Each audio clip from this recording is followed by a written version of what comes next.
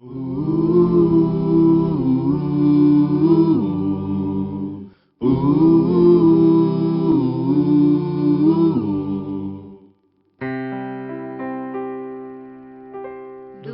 teu falar,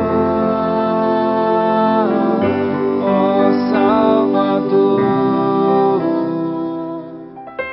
jamais vou duvidar, é encorajador. Alimento Diário, série Cristo, o centro conector da obra de Deus. Título do volume 2, A Reconexão do Homem com Deus. Autor, Pedro Dong. Título da semana 3, A Degradação e a Restauração da Igreja. Sábado, ler com oração Provérbios capítulo 29, versículo 18. Não havendo profecia, o povo se corrompe, mas o que guarda a lei, esse é feliz. A palavra que traz o mandado do Senhor.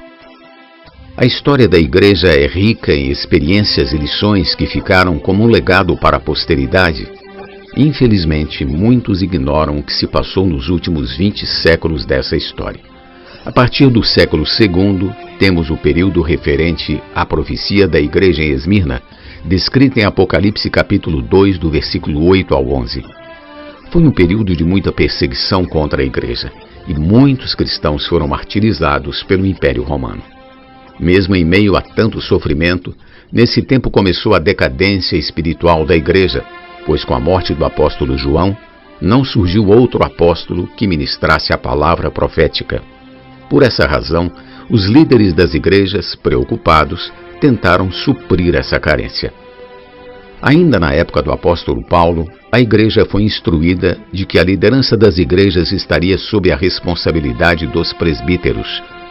No tempo da igreja em Esmirna, que representava todas as igrejas da época do século II, sem o falar apostólico, os presbíteros das igrejas passaram a dar direção às igrejas. Contudo, como eram muitos, também havia muitas opiniões, dificultando o consenso. Por isso, esses presbíteros decidiram eleger um líder entre eles, chamado de bispo, dando início assim o sistema episcopal.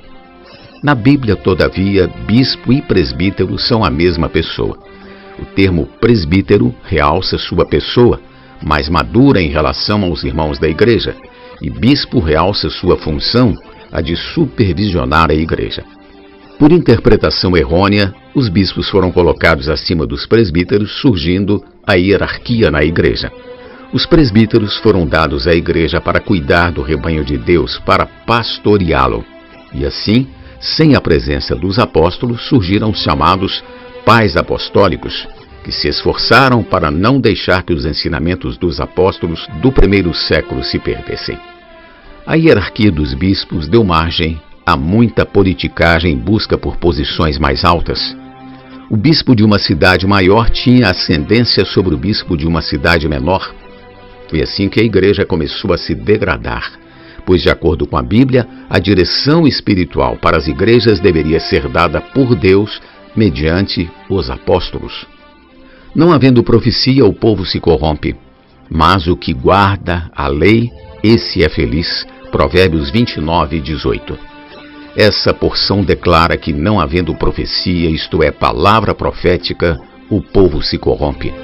Na versão King James atualizada, o texto fica assim: um povo que não aceita a revelação do Senhor é uma nação sem ordem. Quem obedece à palavra de Deus é feliz. Vemos então que a revelação de Deus, vinda pela palavra profética, gera ordem e o encabeçamento de Cristo. Por isso temos insistido em falar sobre a importância da revelação que a palavra profética nos traz. Obedecer a essa revelação fará de nós um povo feliz. Sem a palavra profética, não temos a candeia que brilha na noite escura, dando-nos direção. 2 Pedro capítulo 1, versículo 19. Deus estabeleceu na igreja em primeiro lugar os apóstolos. 1 Coríntios 12, 28. Contudo, a autoridade que Deus lhes confiou visa a edificação e não a destruição. Essa autoridade visa dar direção espiritual às igrejas. Depois que um apóstolo estabelece uma igreja, seu vínculo e sua autoridade sobre ela continuam. Quando o apóstolo Paulo percebia que determinada igreja necessitava de ajuda, ele enviava Timóteo para interferir naquela cidade, como aconteceu com as igrejas em Filipos e Éfeso. Portanto, os apóstolos têm essa autoridade. Com a ausência dessa figura de apóstolo no segundo século, tudo se perdeu, pois as igrejas deixaram de contar com a direção apostólica. No Antigo Testamento, estando o povo de Israel no deserto, quando a nuvem se erguia de sobre a tenda, os filhos de Israel se punham em marcha.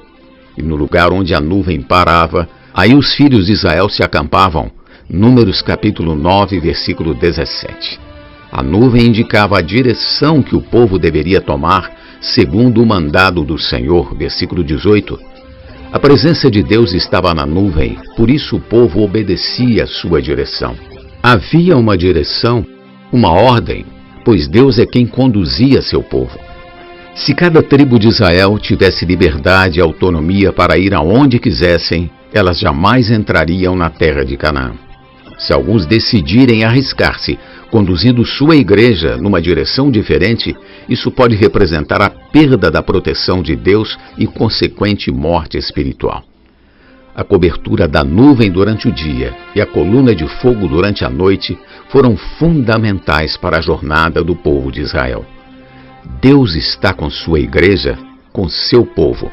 Embora haja entre nós muitas igrejas, somos um só povo, seguimos uma só direção, segundo a ordem do Senhor. Hoje a direção da igreja é dada pelo Espírito Santo, que usa um homem como canal para dar essa direção. Em Atos 13, vemos claramente o Espírito Santo separando Barnabé e Saulo para realizarem a obra que Deus lhes havia designado, versículo 2. Assim também em Números, vemos que eles cumpriam o seu dever para com o Senhor, segundo a ordem do Senhor por intermédio de Moisés, capítulo 9, versículo 23. É assim que Deus age. A ordem é de Deus, mas Ele conta com um canal aqui na terra que é totalmente identificado com Ele e nada faz segundo sua própria vontade, e sim segundo a vontade de Deus. Está na natureza caída do homem o amor por posição e a disputa pelo poder. Assim, o apego aos cargos e a preeminência na igreja se manifestou desde muito cedo. E foram incluídas várias observâncias que não passavam de invenção dos líderes. A distinção entre bispos e presbíteros deu início ao clericalismo. O sistema clerical tomou como modelo o judaísmo, onde apenas um grupo poderia servir a Deus como sacerdotes. Mas a intenção de Deus sempre foi que todo o seu povo o servisse como sacerdotes. Na época da igreja em Esmirna, os chamados pais apostólicos foram considerados os seguidores imediatos dos apóstolos. Tinham a autoridade de um apóstolo, todavia não tinham a palavra da revelação inspirada pelo Espírito. Ter a posição de apóstolo, sem ter a palavra profética inspirada pelo Espírito, traz prejuízo à igreja. Valorizemos a palavra profética que o Senhor nos tem dispensado, dando-nos a direção do Espírito para o nosso tempo.